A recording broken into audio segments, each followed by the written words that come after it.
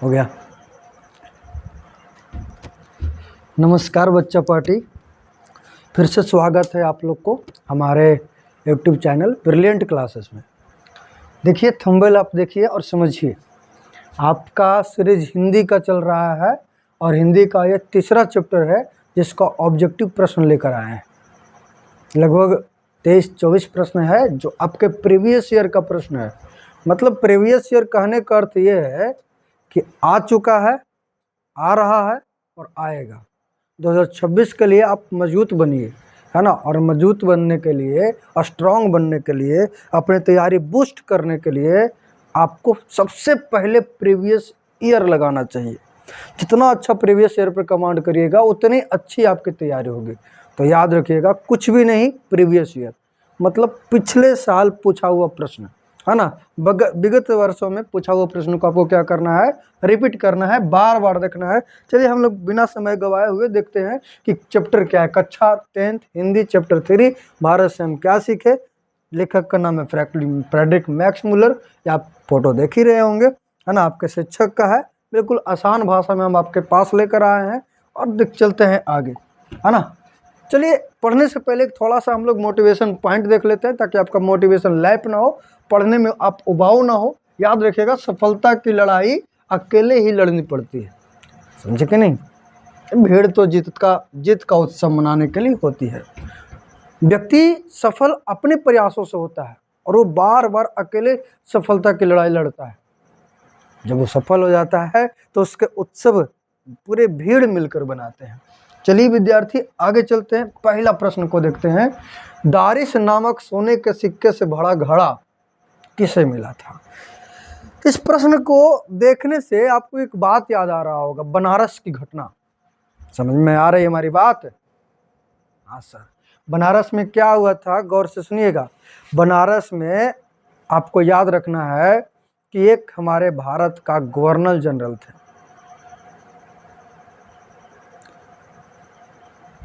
Warren Hasting, है ना। मैं जब जहाँ पे रुकता हूँ वहाँ पे आप सोचिएगा कौन थे। तो जो भारत का गवर्नर जनरल थे वारेन हेस्टिंग, वो बनारस में खुदाई करवा रहे थे और खुदाई कराने के क्रम में उनको सोने से के सिक्के से भरा हुआ एक घड़ा मिला था। उस सोने का जो किस्म था ना, 172 172 दारिश नामक सोने के सिक्के थे। आप इसमें देखिए कहाँ पे कोई प्रश्न है। पहला ऑप्शन हेकल है, बिल्कुल नहीं सर, गलत बात है। दूसरा हुकर्स है, नहीं सर। देखिए वारेन हेस्टिंग है, क्या है, वारेन हेस्टिंग्स और विलियम जेम्स। इसका आंसर मैंने अभी जस्ट बताया, आपको बताया ना कि सर इसका आंसर क्या होगा, तो वारेन हेस्टिंग होगा। आंसर क्या लगाइएगा, वारेन हेस्टिंग लगाइएगा। पहला प्रश्न का उत्तर समझ में आया या नहीं आया, याद रखिएगा। रीजन के साथ समझिए ताकि कॉन्सेप्ट मिलेंगे तो आप प्रश्नों को कभी नहीं बोल पाइएगा। रट्टा मत मारिए, कॉन्सेप्ट के साथ आइए। किसके अध्ययन क्षेत्र में भारत के कारण नव जीवन का संचार हो चुका है। विधि शास्त्र, नीति कथा, भाषा विज्ञान, दैवत विज्ञान। आइए, किस चीज का अध्ययन आप करिएगा तो आपको लगेगा कि नया जीवन बन गया है, बताइए। विधि शास्त्र, नीति कथा, भाषा विज्ञान, दैवत विज्ञान, बताइए इसका उत्तर क्या होगा, है ना। विधि शास्त्र नहीं सर। यहाँ पे ये बार बार जब हमारे मैक्स मुलर भारत में यात्रा किए थे और भारत को देखे थे तो इन्होंने नीति की कथाओं को बताया था कि आरंभिक समय में यहाँ अलग अलग प्रकार की नीति चलती थी। नीति मतलब नियम चलती थी, तो इसका आंसर क्या होगा, नीति कथा। कौन सी कथा। और आप देख सकते हैं कि ये प्रश्न 2018 का सेकंड शिफ्ट में पूछा हुआ है, सेकंड शिफ्ट में, याद रखिएगा। चलिए मैक्स मुलर लिखा हुआ है, क्या लिखा हुआ है, मैक्स मुलर लिखा हुआ है। मैक्स मुलर ने किस वर्ष की अवस्था में, कितनी वर्ष की अवस्था में लिपजिंग विश्वविद्यालय से संस्कृत का अध्ययन प्रारंभ किया था। ये प्रश्न 2019 का है, 2022 का है, 15 वर्ष, 16 वर्ष, 17 वर्ष। ऑप्शन डी, है ना। ऑप्शन डी हम अपने से दे देते हैं, याद रखिएगा। ऑप्शन डी आपको हम अपने से देते हैं, क्या है सर, ऑप्शन डी आपका क्या हो जाएगा, 18 वर्ष। 17 वर्ष के बाद क्या लेंगे, 18 वर्ष, 18 वर्ष। जब हम चैप्टर पढ़ा रहे थे तो आपको हम समझाए थे, हम आपको समझाए थे कि सर इसका उत्तर हो जाएगा 18 वर्ष। क्या होगा उत्तर? 18 वर्ष में ये लिपजिंग विश्वविद्यालय में संस्कृत का अध्ययन क्या किए थे? प्रारंभ किए थे, संस्कृत का अध्ययन। याद रखिएगा विद्यार्थी, 18 वर्ष में। स्वामी विवेकानंद ने वेदांतियों का वेदांती किसे कहा है? याद रखिएगा, इनकी प्रकृति को देख करके, इनकी ज्ञान को देख करके भारत के महान बुद्धि के ज्ञानी यानी बुद्धिजीवी व्यक्ति, इनका नाम था स्वामी विवेकानंद। इन्होंने मैक्स मुलर को वेदांतियों का वेदांती कहा था। वेदांतियों का वेदांती है कहीं पे आंसर? आंसर आपको नजर आ रहा होगा सर कि आंसर क्या होगा सर? सी होगा। इसका आंसर क्या होगा? सी हो जाएगा सर। याद देखिएगा, इसका उत्तर क्या होगा? सी। मैक्स मुलर को स्वामी विवेकानंद ने वेदांतियों का वेदांती कहा है ना बच्चों? ठीक है ना? याद रखिएगा। चलते हैं आगे। मैक्स मुलर के अनुसार सच्चे भारत का दर्शन कहाँ हो सकते हैं? याद रखिएगा, और ये प्रश्न रिपीट करता है 2026 में। आप जब एग्जाम दोगे तो ऐसे प्रश्न आपको मिलेंगे, और ये आपके लिए भी आई है, क्योंकि 2020 का प्रश्न पूछा हुआ है, फर्स्ट शिफ्ट का प्रश्न पूछा हुआ है। मैक्स मुलर पूरे भारत का दर्शन किए थे, और भारत का दर्शन करने के क्रम में मैक्स मुलर ने देखा था कि शहरों की अपेक्षा गांव में मानवता बसती है। मानवता, स्वतंत्रता है, समानता है। गांव की जो वातावरण है वो लोगों के अनुकूल हुआ करते थे। इसीलिए उन्होंने कहा कि शहर में नहीं मिलते हैं, जैसे मुंबई नहीं सर, दिल्ली नहीं सर, कोलकाता नहीं सर, ग्रामीण भारत में सच्चे भारत के दर्शन आपको होंगे। है कि नहीं? इसका आंसर आप समझ में आ रहा है ना कि सच्चे भारत का दर्शन, सच्चे भारत का दर्शन गाँव में मिलेंगे। कहाँ मिलेंगे? गाँव में। याद रखिएगा, भारत के गाँव में मिलेंगे सच्चे भारत का दर्शन, भारत के गाँव में। भारत से हम क्या सीखें? क्या है बताइए? निबंध है, कहानी है, भाषण है, व्यक्ति चित्र है। बताइए, इसका उत्तर आपके पास समय है। ऐसे प्रश्नों में हम आपको टाइम देंगे, है ना, ताकि आप जब हम आंसर बताएंगे तो आपके अंदर कॉन्फिडेंस आएगा, और ये कॉन्फिडेंस आपको एक अलग मोड़ की तरफ ले जाएगी। बताइए, क्या निबंध है, क्या कहानी है, क्या भाषण है? बताइए क्या है ना? क्या व्यक्ति चित्र है? अच्छा, व्यक्ति चित्र किसे कहते हैं? जब किसी व्यक्ति विशेष के बारे में हम लिखते हैं तो उसको हम व्यक्ति चित्र कहते हैं। जब किसी व्यक्ति विशेष के बारे में हम बताते हैं तो उसे हम व्यक्ति चित्र कहते हैं। याद रखिएगा, 6 नंबर क्वेश्चन है। कितना नंबर क्वेश्चन है? 6 नंबर। याद रखिएगा विद्यार्थी, 6 नंबर प्रश्न है, तो आपको याद रखना है सर व्यक्ति चित्र नहीं होगा, इसका उत्तर हो जाएगा भाषण। क्या हो जाएगा? भाषण। व्यक्ति चित्र तो हम ये बता रहे थे ना कि जब किसी विशेष व्यक्ति के बारे में आप चित्रण करते हैं तो व्यक्ति चित्र कहलाता है। डेट मीन्स किसी विशेष व्यक्ति के बारे में आप बताते हैं तो उसको हम क्या कहते हैं? व्यक्ति चित्र कहते हैं। आगे चलते हैं जी, ये भाषण है। क्या है सर? भाषण है। आगे चलते हैं। मैक्स मुलर को वेदांतियों का वेदांती किस तरह प्रश्न पलट दिया गया है।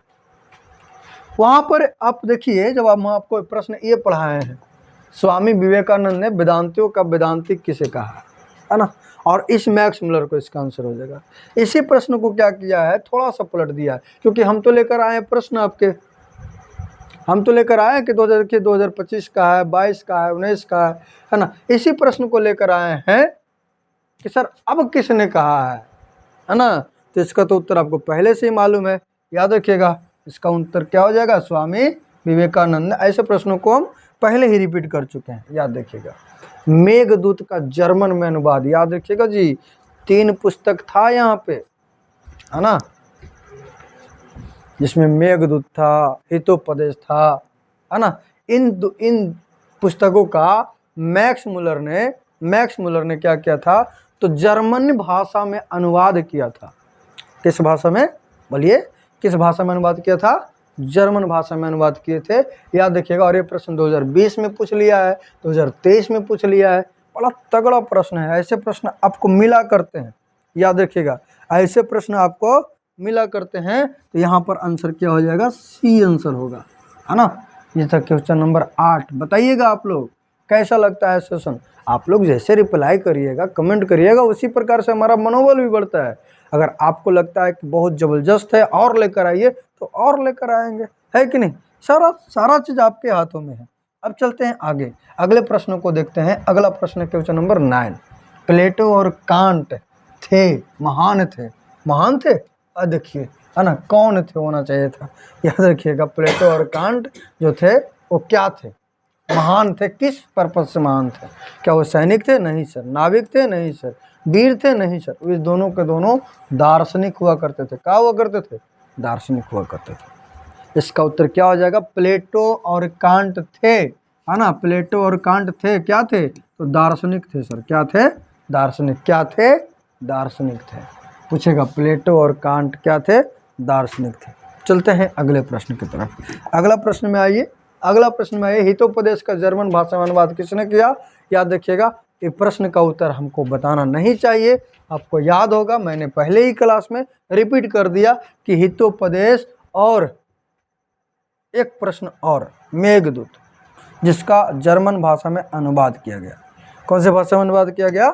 जर्मन भाषा में। निर्वंश विद्या का संबंध किससे है? निर्वंश विद्या मतलब जिसका कोई वंश न चले। बताइए क्वेश्चन नंबर 11। ऐसे प्रश्नों को आपको एकदम ध्यान देना है, इसको निर्वंश विद्या कहते हैं। पहला ऑप्शन है खगोल विज्ञान से, दूसरा ऑप्शन है मानव विज्ञान से, तीसरा ऑप्शन है वनस्पति विज्ञान से और चौथा ऑप्शन है बच्चा भूगर्भ विज्ञान से।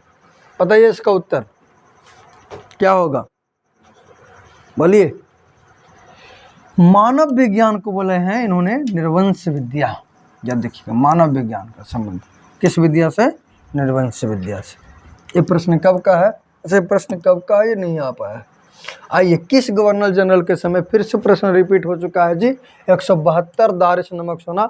और याद रखिएगा, ये आपको 2021 का प्रश्न है और यहाँ पे हम कोई बड़ी बात नहीं करेंगे, डायरेक्ट आंसर लेकर के आगे बढ़ जाएंगे, क्योंकि बार बार एक ही चीज़ का चर्चा क्यों करें।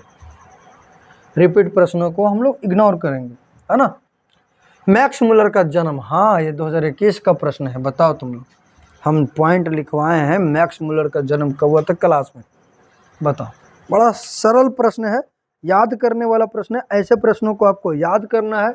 1823 में, 1824 में, 1825 में, 1826 में। पहला वाला आंसर होना चाहिए 1823 होगा इसका आंसर। याद करिए, लिखे है ना 1823। अगले प्रश्नों की तरफ चलते हैं। देख लीजिए, मैक्स मुलर का जन्म कब हुआ था? 2021 का प्रश्न है और 1823 में हुआ है। सर विलियम जोन्स समुद्री यात्रा करते हुए भारत कब पहुंचे हैं? ये और तगड़ा प्रश्न है आपके लिए। ये तो प्रश्न 14 नंबर और तगड़ा है और जबरदस्त है। आपको ध्यान देना है। 1857 में, 1765 में, 1600 में या 1783 में? VVI प्रश्न है। ऐसे प्रश्नों को आपको VVI लगाना है, याद रखिएगा।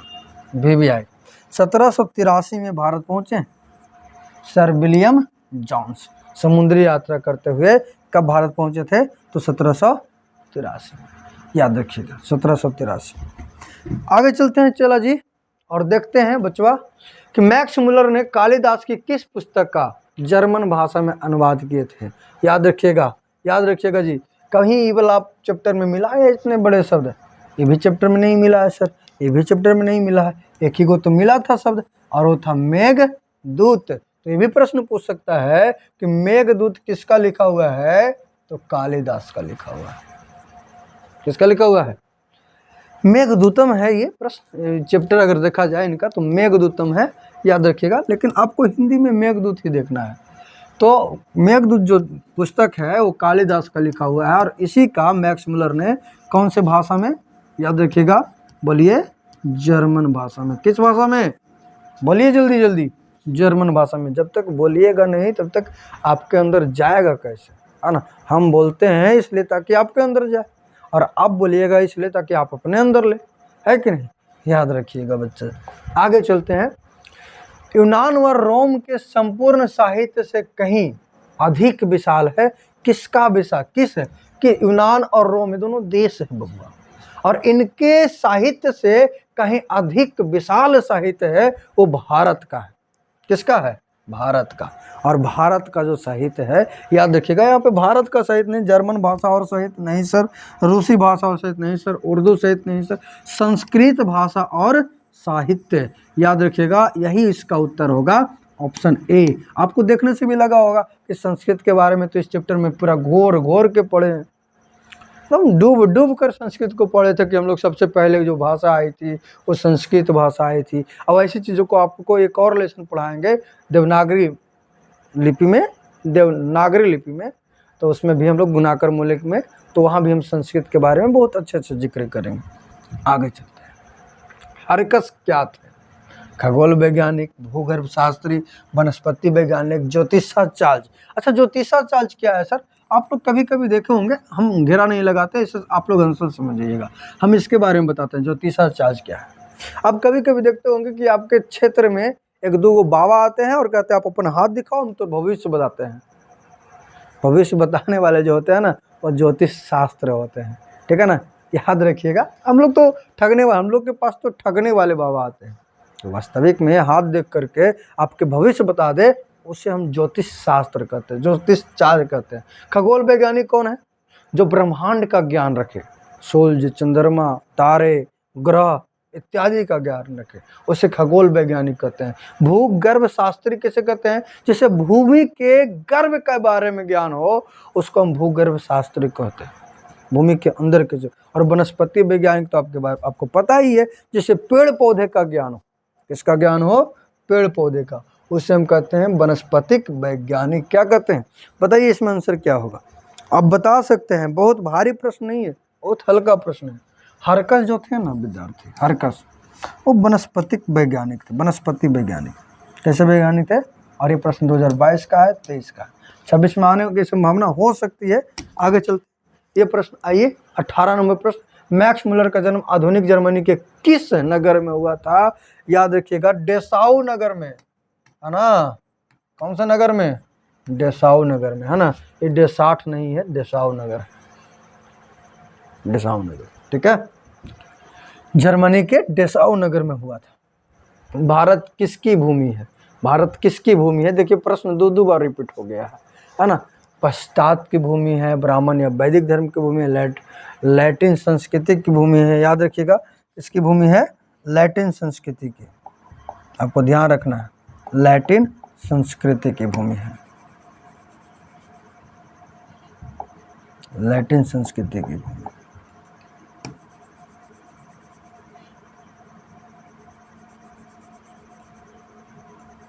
लैटिन संस्कृति की भूमि, सीरियाई संस्कृति धर्म की भूमि। बताइए क्या इसका आंसर होगा? वैदिक धर्म तो हमारे भारत में चला करते थे। अब सोचिए, 19 नंबर प्रश्न है, ये प्रश्न आपको 2023 का है और सोचने पर मजबूर कर देगा। क्या होगा इसका आंसर? बताइए इसका आंसर क्या होगा? इसको हम अपने तरह से लिख देते हैं, है ना। क्या है? आधस्सा है, पुरता है, चा है, या है पश्चात्य संस्कृति की, ब्राह्मण या वैदिक धर्म की। जो भारत है ब्राह्मण एवं वैदिक धर्म के, आंसर ये होना चाहिए। आप क्या बोलते हैं? बताइए आप क्या बोलते हैं? 19 नंबर प्रश्न का उत्तर क्या बोलते हैं? ब्राह्मण या वैदिक धर्म होना चाहिए या नहीं होना चाहिए? राय दीजिए, हाँ या ना बोलिए। ये तो आप कमेंट में बोल ही सकते हैं। कमेंट में लिखिएगा 19 का ए, 19 का बी, 19 का सी और 19 का डी। इससे हम समझ सकते हैं कि 19 वाला का, ये आपका होमवर्क रहा, और इससे पता चलेगा कि आप पूरा वीडियो देखते हैं कि नहीं देखते हैं। ये हम होमवर्क दे रहे हैं कि 19 का आंसर कौन होगा, है ना। चलो हम बता भी देते हैं कि 19 का आंसर क्या होगा, और आप कमेंट जरूर करिएगा, क्योंकि हम देखेंगे कि हमारे बच्चे जो क्लास में पढ़ते हैं वो कौन कौन क्लास देखते हैं, उनकी हाजिरी लगेगी यहाँ पे, है ना। क्यों नहीं? इसका आंसर क्या लगाओगे आप? बी लगाना, ठीक है। आगे चलते हैं। वाराणसी के पास दारिश नमक सोने का सिक्का बड़ा घड़ा किसके मिला था? ये प्रश्न है वारेन हेस्टिंग को मिला है ना। ये प्रश्न 2000, देख रहे हैं कितना रिपीट करता है प्रश्न। प्रत्न मानव का अर्थ क्या है? प्रत्न मानव का अर्थ क्या है? याद रखिएगा, प्रत्न मानव का अर्थ क्या है? प्रश्न है प्रत्न मानव का अर्थ क्या है? बताइए। प्रत्न मतलब क्या होता है? पुराना होता है बच्चा। प्रत्न मतलब पुराना, ठीक है ना। तो पुराना कहीं पे है? आधुनिक नहीं सर, मध्यकालीन नहीं सर, धार्मिक नहीं सर। देखो प्राचीन मानव है ना, उत्तर क्या होगा? प्रत्न मानव का अर्थ क्या है? प्राचीन मानव। और ये 2023 का प्रश्न, कब का प्रश्न है? तुम गौर से देखिए ऐसे प्रश्नों को और कहिएगा तो हम जूम करके दिखा दें, है ना। खैर जूम क्या करना, ऐसे आपको साफ नजर आ रहा होगा, है ना। याद रखिएगा। कितने वर्ष की उम्र में लीपजिंग विश्वविद्यालय, प्रश्न फिर से रिपीट हो गया जी, 18 वर्ष की उम्र में, है ना। तो 2023 में जो पूछा हुआ है वही प्रश्न है, याद रखिएगा। 22 का उत्तर क्या होगा? 22 का उत्तर जो होगा वो आपका सी होगा, 18 वर्ष की उम्र में। चलो आगे बढ़ते हैं, है ना। मैक्स मुलर ने सर्वविध संपदा और प्राकृतिक से, देखो याद करो बच्चा, जब हम आपको ये चैप्टर पढ़ाए थे तो पहला लाइन ही मिला था, अगर कोई ऐसा देश है जो पूरा का पूरा सर्वविध संपदा प्राकृतिक सौंदर्य से परिपूर्ण कोई देश है तो उस देश का नाम क्या है? भारत है। क्या है? भारत। आंसर क्या हो जाएगा? तब देख रहे हैं लाइन से उठाया हुआ प्रश्न है। किससे उठाया प्रश्न है? लाइन से। अब सोचिए, आपको लाइन से उठाया हुआ प्रश्न मिलते हैं और ऐसे प्रश्न आपको 2024 में पूछते हैं, 2026 में आने की संभावना अधिक बन जाती है और ऐसे प्रश्न 2026 में आएंगे। तो इन प्रश्नों को आपको एकदम ध्यान से देखना है, ध्यान से समझना भी है। चलिए लास्ट प्रश्न है, मैक्स मुलर ने किस रचना का जर्मन भाषा में अनुवाद किया था? आपको बता चुके हैं, मेघदूत का। और ये एकदम लेटेस्ट प्रश्न था बच्चा, 2025 में प्रश्न पूछा हुआ था, आप समझ सकते हैं, है कि नहीं। मेहनत करिए, जबरदस्त तरीके से मेहनत करिए, है ना। जितना मेहनत करिएगा उतना आगे बढ़िएगा। इसीलिए हम कहते हैं, याद रखिएगा, हम क्या आपको कहना चाहते हैं, एक लास्ट अनुवाद में हम ये आपको बताना चाहते हैं कि विकल्प बहुत मिलेंगे मार्ग भटकने को, मतलब न पढ़ने को, है ना। न पढ़ने के बहाने बहुत है, न पढ़ने के बहाने बहुत है। अगर ठान लिए कि हमें पढ़ना है तो एक ही बहाना काफ़ी है जिसके माध्यम से आप पढ़ सकते हैं। विकल्प बहुत मिलेंगे मार्ग भटकने के लिए, लेकिन संकल्प एक ही काफ़ी है मंजिल तक जाने के लिए। याद रखिएगा बच्चे, जोरदार मेहनत करिए, ज़बरदस्त मेहनत करिए, शानदार मेहनत करिए और अपने माता पिता का सर गर्व से अपने समाज में ऊंचा करिए, क्योंकि आपकी पहचान आपके माता पिता की पहचान बनेगी। थैंक यू, आज इतना ही रखते हैं, मिलेंगे अगले वीडियो में।